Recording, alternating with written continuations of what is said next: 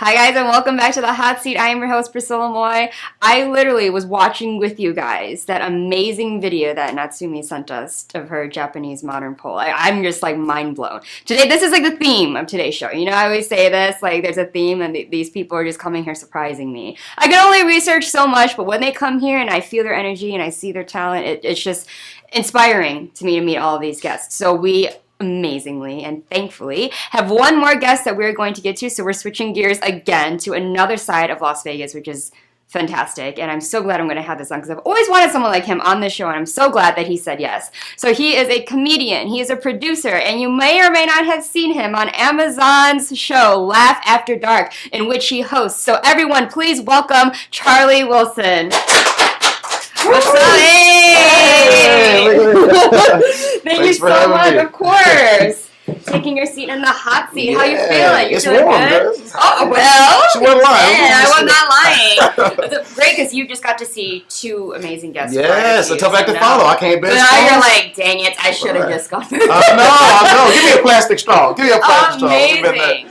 So you're doing so much, right? You're a comedian, you're a producer, you're a TV host, and you're around the scene here, there, everywhere around the country. Yeah. So was comedy always your life? Like, was that something that you had? I was a theater kid, kind of growing up. I was very involved in my church. I was public speaking. I was in student council. I was a little bit of a nerd. And then after I got into theater, I started to develop my sense of humor. And I did some theater productions in Dallas, Texas. I'm originally from the South, from Louisiana. Shout out to Louisiana. And so from Dallas, one of the producers I was working with on that show said, hey, you should try stand-up comedy. So I ended up moving to New York. And I just took a chance and jumped into an open mic, and that's where I kind of discovered comedy, and I fell in love. It was love at first sight, and I didn't let off since. So it's been about, 11 years now, 12 years? Yeah. I've been doing stand-up. It's been fun. Who kind of inspired you to grab that open mic and just be like, I could do it too?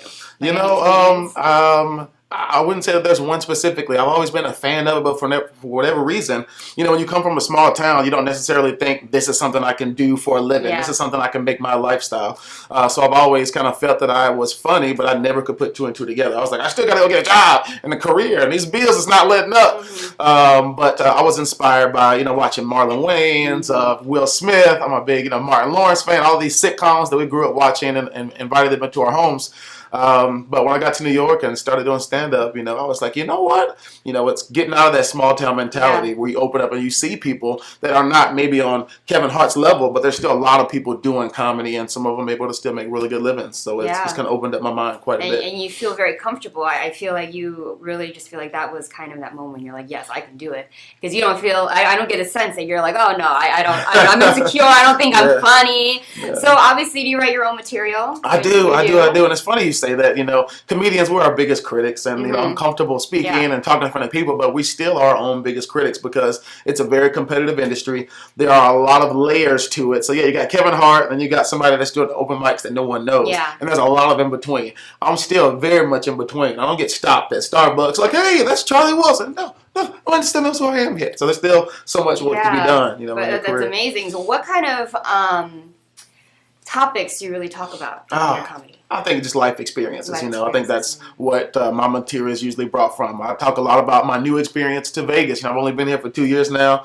My upbringing, relationships, very much relationships. That's something that everybody can kind of agree with. They relate to. Exactly, they get it. They're like, we're here. A lot of relationship stuff, for sure. Yeah, that's amazing. So I know that comedians always have this area of, should I push the limits or should I not? How do you feel about that? Are you someone that will just push controversy, or do you normally stay in the safe zone? I don't think the safe zone is a good spot to be a comedian. Maybe if you're a corporate comic, you gotta play the safe zone because that's your, that's kind of the lane that you chose to be in. But I feel like I'm a fit for what you're looking for, or I'm not a fit. Right. And I think in anything that you do, you find your crowd, you cultivate your audience. And so just be yourself and do what you do, and the right people and the right opportunities will find you. So I just kind of live by that, and hopefully it's going in the right direction. I trust that it's going in the right direction. Mm-hmm. So you obviously are surrounded by a lot of comedy because you amazingly host Laugh After Dark, which is a huge thing. Like, I'm a big stand-up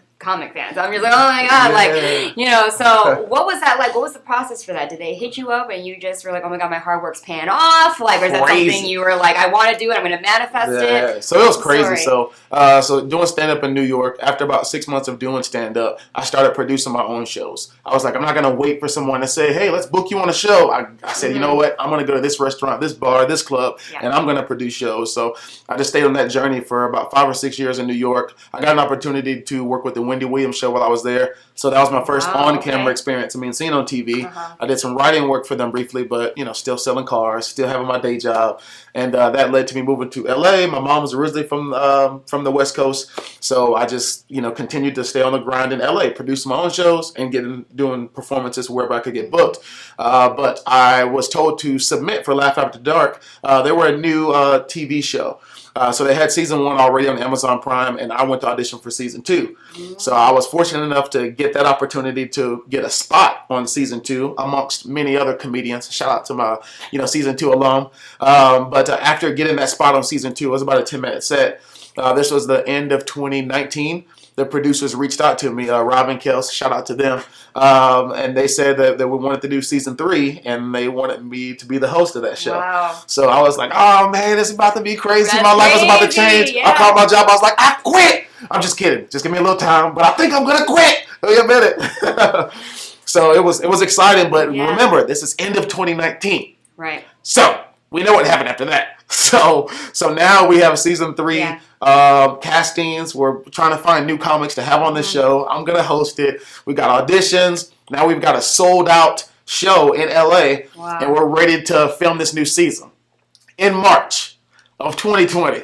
So right when that happens, COVID happens. And unfortunately, we decided, instead of just doing the show and taking a risk of putting people at risk, we decided to just hold off and wait. We didn't want to film the show with masks. We didn't know how serious it was. So anyway, months passed, 2 months passed, 3 months passed. It's still not safe. It's still 2020. We never got a chance to. I came to Vegas just on a fluke just to do a comedy show. And I ended up having a good impression at that venue. That led to a meeting, and we ended up pivoting and just coming to Vegas. So we came to Vegas and filmed a brand new season, Laugh After Dark, live in Las Vegas. So that's the show that's now on Amazon Prime. And I've been in Vegas for now 2 years, and you know, starting to feel a lot more like home, except for this heat. Yeah, except for the heat here. Something he hasn't grown accustomed yet is the heat. So hot here. That's amazing because I feel like what's as bad as the pandemic was, I see a lot of changes, and I always wonder like what would have happened if that didn't happen. Right. I feel like Las Vegas wouldn't have grown as much as it has. It wouldn't have brought as much over here and introduced an amazing new city that's open to people doing many different things, and it opened a new venue for stand-up comedians to come and do shows for people that travel here. For sure. So I feel it's amazing. So you are a host of season 3. What have you learned being a host of a stand-up versus you being the comic that's, you know, like, oh, my time's coming. Oh my God, what's the lineup? Right. I enjoy hosting. You know, some people in the comedy industry give host a little bit of slack because you're just the host of the show. But I feel like there's so much responsibility with controlling the energy of the room. So I've always been infatuated with that because you set the tone for the show. You set the tone to the people that came to have a good time at the show. You ever go to a comedy show and the comedians just aren't good or they're not what you expected? Right. Well, it's the host job to still ensure you had a great time and to still ensure that last comedian that wasn't so great, you're still having a great time and set the stage for the next comic coming. So that's a big responsibility. I enjoy it. I'm fortunate for the doors that Laugh After Dark has opened, and we're continuing to do more things. We had our first tour last year. So we filmed some comedy specials for specific comedians. We went to San Diego, Arizona, New Orleans, and filmed comedy shows for comics. And we also started a comedy festival here in Las Vegas. So right in the Arts District. Our first year was last year. We partnered up with some restaurants and some venues and sponsors, and we brought out comedians from all over and really introduced them, and what I feel like broke open, you know, the comedy scene even more. It's already been growing. So it's been great. Amazing. So you've obviously done shows in different areas. What city has stood out for you that has given you a lot of good feedback while you're live doing a show? Because obviously you base your energy when you're stand-up there on the energy you get from the audience. It's kind of like a give and take. Sure. So who has really stood out to you? In terms of performing, city performances? For whatever show, like if you've ever done a show and you get there and like that was the one, oh man, this energy was crazy, or oh no, I feel like that was my show. I have fun just about everywhere I go. I think every city brings a little something different. You learn a little something different.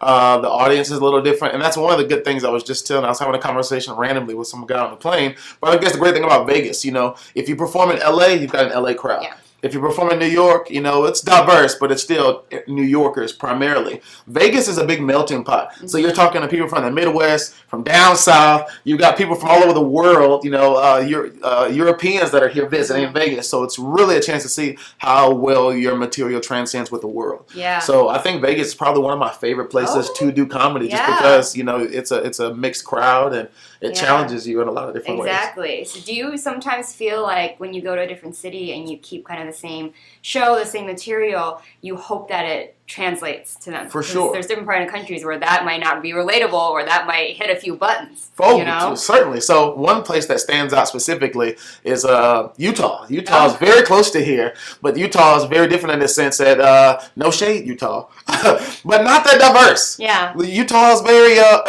vanilla. You know what I mean? So it's a different crowd there, and they have religious beliefs. There's a lot of Mormons there, so you have to be a little bit more sensitive about how different people feel about different things. So sometimes you have to kind of water down your material a little bit with respect to where you're performing. Right. You don't want to get banned in a city. Yeah, you're like, no. I need that chick. You're like, dang it, I ruined my mouth. I opened my mouth in the wrong city, the wrong time. Right. But amazing. So do you have anything planned for yourself and Las Vegas? What are your next goals that you're trying to achieve? 100%. So, Laugh After Dark, like I said, we've been filming comedy specials, highlighting these comedians that we believe in. So my comedy special is still set to be shot. I'm still trying to figure out where exactly in Vegas and how I want to shoot that, and really. But you're going to shoot it here, though, right? I plan to shoot it in Vegas. Okay. I consider going to LA, but I feel like Vegas has just been such a cool transition. I'm building a fan base here, and I just love what it's bringing. So yeah, I'm still excited to shoot my comedy special. We have a comedy festival that's coming back this fall. It's the first week of October, so stay tuned for Laugh After Dark Comedy Fest. Again, you'll see comedians from all over. You'll get introduced to Vegas food, Vegas nightlife. We got sponsorship, so if you like to have a good time, do a little bit of that. We got all those sponsors and stuff too, so it's gonna be a blast. So stay tuned for Laugh After Dark Comedy Fest. In addition to our Sunday residency, we have a Sunday residency at the Oyo Casino. Sunday nights at Vegas Stand Up Comedy Club. So every Sunday, Laugh After Dark is there. What's unique about our show is we work with a live band. So we've got the Fremont Funk Band that comes and brings live music and soul to that show. But I also host a show in Henderson for the locals that don't like going to the Strip. I'm thinking about you too. So the second Wednesday of every month, I host a show called Hump Day Humor that goes down at Gambit in Henderson, which is like a Gatsby, cocktail vibes, great food and drinks, free parking, which is super easy to get to. So stay tuned for that one. That next one is on May the 10th. I've been hearing a lot about this Gambit place. A lot of my guests have performances there, and I'm like, because I live all the way north, so at Baleande, so going to Henderson, I'm like, there's a lot going on down there at this Gambit. I better have to stop by in my little 1920s style dress and whatever fit the vibe. It's fun. But I'm so excited for the special, though. I can't wait to see it. Are you hoping to get it streamed? And things like that. Correct. Yeah. So our show now is on Tubi. So if you have Tubi or Amazon Prime, you can catch Laugh After Dark season 1, 2, and Laugh After Dark live in Las Vegas. My comedy special, I'm hoping to get on those platforms as well as some additional. Yeah, I'm about We're to say you need that Netflix. I need that Netflix. That's where everyone watches comedy. Right. The legends are on there. You got Cat Williams, you got Dave Chappelle, you got all of them on there. It's absolutely amazing. Those levels I was telling you about. Yeah. There's layers to it. Hey, they've all been there though. And exactly. Your comedy will just grow as time goes on. You can joke about this interview later on. We'll look back on this day. We'll look back and I'll bring you on and be like, guess who got his Netflix? We need Alon here to manifest it for you. If you ask him that question, am I going to be on Netflix? Get over here with that spoon, bro. I need you over here to manifest. But all my guests obviously have a sense of humor because they watch me blab it on all day. So obviously you have to go watch him. He's doing so much. He's booked and busy. Hopefully you actually called your boss and said you were right. Like, bye. See ya, not coming back. So I'm super excited for you. And I got to get a call when you're filming your special because I want to root for you. Oh, yeah. You got invites. You got invites right here. Like, you got the water down last. I'll be the one holding the side laugh. Right.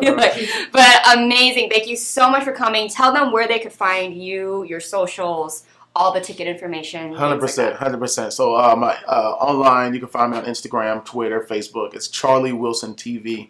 Again, Charlie Wilson TV as in television. For more information, charliewilsontv.com. My website, which is still a little under construction. I'm going through so many changes. So is my website.